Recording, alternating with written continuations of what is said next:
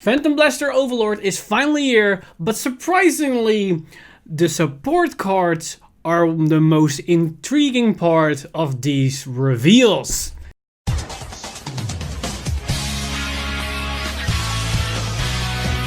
Stand up! Vanguard! Hey Cardfighters, welcome back to another Cardfight update, and as explained in the intro, we finally got one of the two VRs for Shadow Paladin, as today we got the reveal of Phantom Blaster Overlord, as well as two key support cards for that deck, but also pretty good support cards for Shadow Paladin in general. But before we go into those cards, we also got some Vanguard Zero news, as we've got the reveal of the upcoming set 10 set that's going to come to Vanguard Zero next month, as well as the first card revealed for that particular set. So set 10 that's going to come to Vanguard Zero on September the 1st is going to contain these units, and this basically confirms that Celestial for Angel Feathers, Jewel Knights for Royal Paladin, Prisms for Bermuda Triangle, and Magus for Oracle Think Tank will be contained in this set. So far we know that we're going to get support for Angel Feathers, Royal Paladin, Bermuda Triangle, as well as Oracle Think Tank. Will there be more clans? I'm not 100% sure. This is the only image that we've got, which basically tells us that at least these clans and these archetypes are going to get supported. And with that, we also saw the first free cards from this set that are going to be included in this set. And those are the new Magus cards for Oracle Think Tank. And they are pretty interesting, as they bring a old but new mechanic to Vanguard Zero. So let's go over these cards so you have an idea what I'm referring to. So first up, we've got this Grade 1 6k, which is Crescent Magus, which has the skill Untitled Chapter. When this unit boosts, declare a card name and reveal the top card of your deck. If that card is the declared card name, this unit gets power plus 3k until the end of the battle. So basically just call a card. If you are correctly, this turns into 9k booster, which potentially can help you make better numbers against your opponent's rear guards or against their Vanguard with an added bonus trigger effect. So it could be interesting, but this whole card reveal mechanic is basically the main mechanic of Magus, and this is new to Vanguard Zero, and I'm going to go over that in a bit when we see the other cards, but there are some interesting things that come with this new mechanic. So we also got a Grade 2 reveal to us, which is Briolette Magus, and this card basically helps us to get more consistency out of this name mechanic, as it skills Untitled Circle, Soul Blast 1 to draw a card and put this unit on top of your deck. So basically you exchange this Grade 2 for another card from your deck. This basically allows you to always guess correctly what the top card of your deck is. So it could help you get those skills active, but at the same time in Vanguard Zero, is this good? Because now you are removing a Grade 2 from the field or from your hand to activate those skills, but Grade 2s are your main line of defense. So there are some interesting things that come to the decision table here, because do you want to use a skill or not? Do you need the Grade 2 or not? So there are more lines of play than just the generic use your skills and get the most value out of them, because this might actually backfire if you time it incorrectly. Now there is one more card that was revealed, which is going to be the triple R for the Magus build, and that is Pentagonal Magus. And her abilities are Vanguard Circle, Limit Break 4. When this unit attacks a Vanguard, declare a card name and reveal the top card of your deck. If that card is the declared card name, add that card to your hand and get power plus 5k and critical plus 1. So the difference here, unlike the Grade 1, is that the Grade 1 just keeps the card on top of the deck even if you declared it correctly. This card allows you to get it to your hand, so if you use the Grade 2 Briolette Magus, you can then immediately get it back to hand, so you can redeploy the Grade 2 next turn. And you get 5k and a critical, so it potentially allows you to keep swinging in with the crit pressure, which can be nice, and the extra 5k power allows you to even hit over defense triggers or just a damage check for how Zero works with a defensive mechanic. Then it also has a second ability, which is Vanguard Circle, Counter plus 2 to get power plus 5k until the end of turn.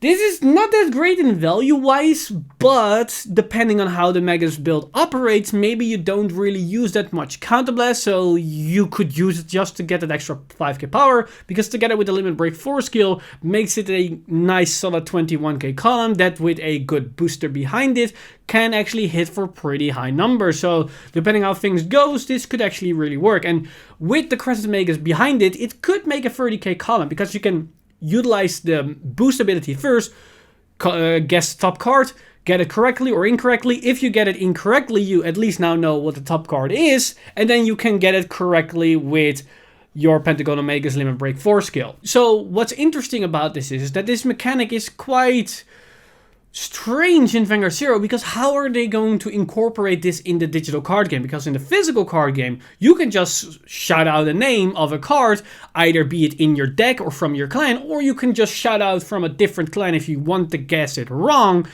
But in Vanguard 0, how they're going to do it, because they can just do it with that you need to type in the name, but that's actually quite cumbersome in Vanguard 0, especially with the timer, so some people might get screwed over by that. So I would assume that they might give you choices depending on what your deck list is, so they just give you an option of, okay, these are the cards that you're running your deck list, which of these cards do you think it is? And just by default, the Magus archetype or this Magus mechanic is going to be a lot more powerful in Vanguard 0 than it's actually going to be in the physical card game, no matter how Game Studio is going to implement it. And that's simply because of two factors. One, Vanguard 0 plays with a 40 card deck, where the physical card game plays with a 50 card deck. So there are just less cards in your deck in general, which means you're probably going to run less cards with different names, so the chance of you randomly guessing the correct name is already higher. But on top of that, Vanguard 0 has the deck tracker. So at all times in the game, you can just look at the deck tracker and see, okay, which cards are still left in my deck and which cards are still left with the most copies of those cards in my deck. So I can make an educated guess of which cards most likely is going to be on top of my deck with the percentage and the information that has been given to me. Because of that, Magus will probably be a lot better in this Vanguard 0 game than actual TCG, but the question arises, is it going to be good enough? That's something we have yet to see with the future support, if it's actually going to be a good deck or not in Vanguard 0. Now, with the news for Vanguard 0 out of the way, let's dive into the Shadow Paladin card reveals that we've got for VBT 10 Phantom Dragon Aeon.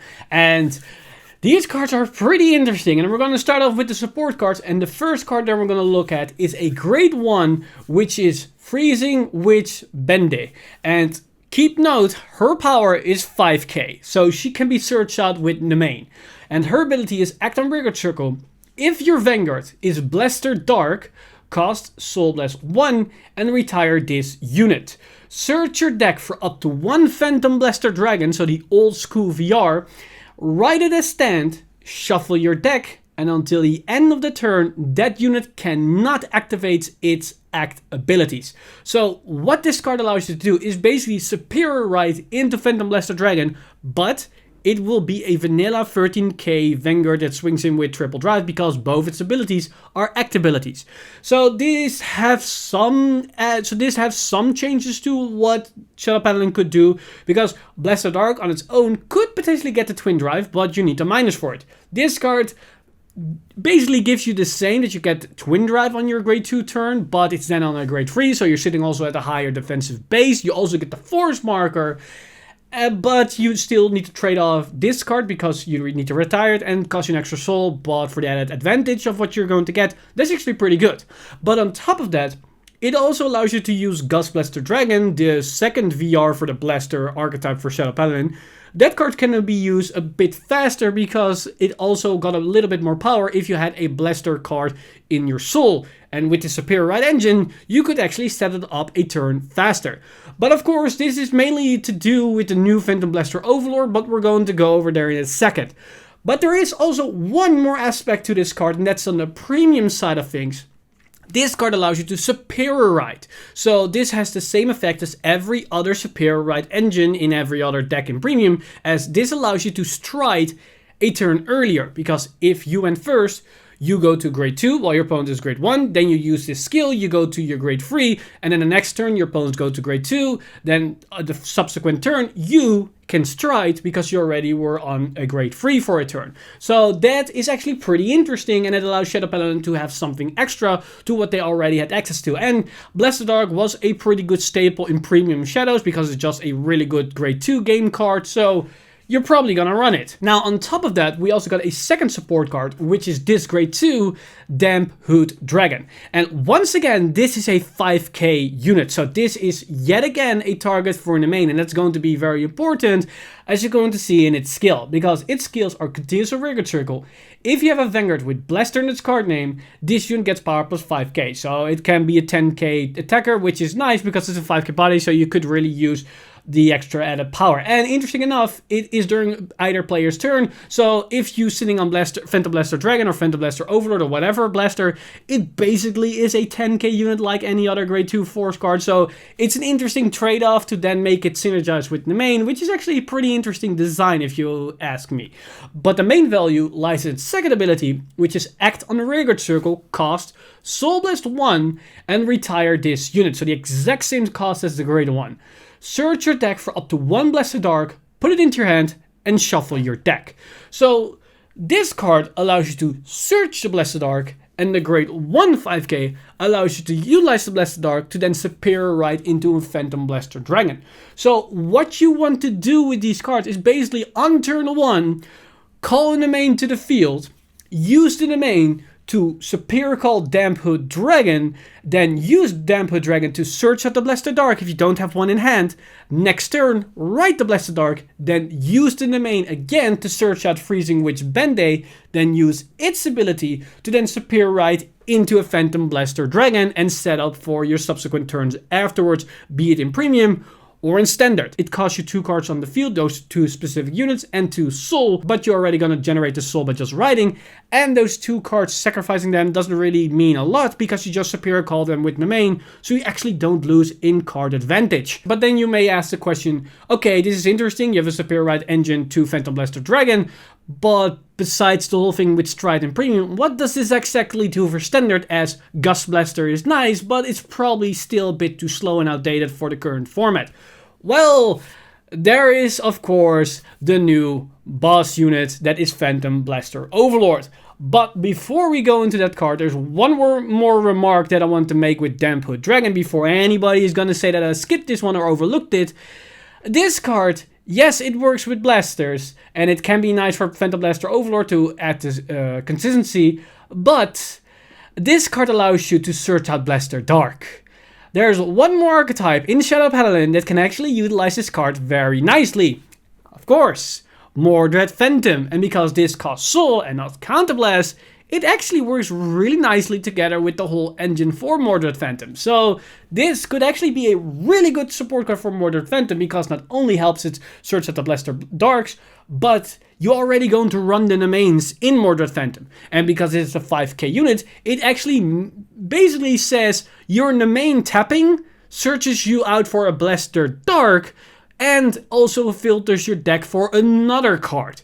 That's a lot of value and might make Mordred Phantom even more consistent than it already is. So yeah, could be very dangerous. But that tangent over, let's go over to Phantom Blaster Overlord. Because Phantom Blaster Overlord, the brand new VR, has the following abilities. And the first ability was already leaked, so we already knew what it's somewhat going to do. And we were a bit skeptical because his first skill looked very, very weak and lackluster, because we didn't know about the superior right engine. Because its first ability is Continuous Vanguard Circle. During your turn, if Phantom Blaster Dragon is in your soul, this unit gets power plus 10k, and this unit's original critical becomes 2. So when we first saw this skill, we thought this is way too slow in the current format because you need to first run right into the Phantom Blaster Dragon, which is a really lackluster card, and then we need to go into this one. But with this superior right engine, you actually don't care because your Phantom Blaster Dragon is substitute for your grade 2 turn. Yes, it has no skill, but you don't really care for that because the following turn you're going immediately go into discard, which is pretty nice, and it also tells us that you're going to play with Force 1 markers and not Force 2 because this original critical becomes 2. So That's already pretty nice. But then we get to his second ability, which is Auto Vanguard Circle. When it attacks a Vanguard, counterblast 1 and retire any number of rearguards. Your opponent chooses the same number of his or her rearguards as the number retired for this cost of this ability, and retires them. Then, search your deck for up to 1 card with Blaster in its card name, call to the rearguard circle, shuffle your deck, and it gets power plus 10k until the end of turn. So this basically allows you to sack your field to sacrifice your opponent's and retires their field. So you can basically go 1 for 1 here. The added advantage for Shadow Paladin is that they have access to the main, so their minusing on the board doesn't really hurt them as much as it does for the opponent. But you can go a step further with the combination of the cards that you're going to call, because if your opponent has 5 units on the field, you can sacrifice 4 cards on your side of the field, and then Superior Call a Blaster Dark, and then with the Blaster Dark you can retire the final card by just using the Counterblast on play skill, which actually helps you to then just get rid of the field without needing to sacrifice your entire board. This skill in itself allows you to get an extra attack off, because it's a multi-attack skill. And with the Blaster Dark, it gets you even more retires. It's a solid 20k beater that can put onto a force marker, so 30k. But depending on the scenario, you can also just go for a Phantom Blaster Dragon or a Phantom Blaster Overlord for just a beat stick that is then 23k, so it can hit over defensive triggers or just for better magic numbers, depending if you have a booster ready to boost that specific attack. So it's basically what Force Clans need. They need to have more than 3 attacks to actually dish out enough advantage, but with the extra superior right engine and the overall retire power of this deck, Phantom Blaster Overlord looks actually pretty solid. Is it going to be top tier? Probably not, but it is possible because its superior right engine and the consistency power behind this is really good. But so far as we see with these cards, Phantom Blaster Overlord this particular deck really looks to be like, do I have the main in my opening hand or not?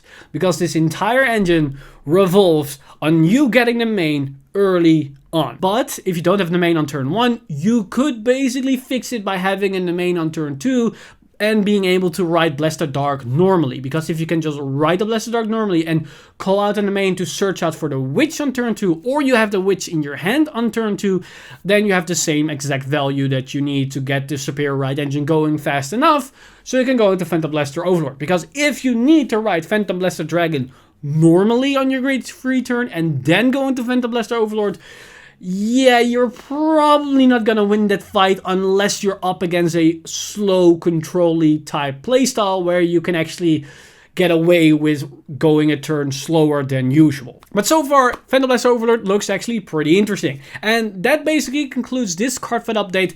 Let me know in the comments down below what you guys think of these new cards for Shadow Paladin, because Phantom Blaster Overlord is a very interesting deck that's pretty new to what Shadow Paladin actually used to do, because superior riding isn't actually in the typical lines of play for Shadow Paladin. So I'm pretty curious of what your guys' opinion is, that you are happy with this type of skill for Shadow Paladin, or did you really want something else, or you might just not care for Phantom Blaster and you just want to see Luard. Let me know all your thoughts and comments down below, as well as what your opinion is for what's going to happen for Vanguard 0. As always, this video has been brought to you by our lovely Patreons over at patreon.com/VanguardInsider. You guys are amazing. If you do want to support the channel or everything that's happening on the channel, you can simply do that by subscribing and hitting the bell button to be updated for future videos, or you can go to patreon.com/VanguardInsider and become a Patreon today. But with that said, I'm Mr. Timeleap, and I see you guys in the next one!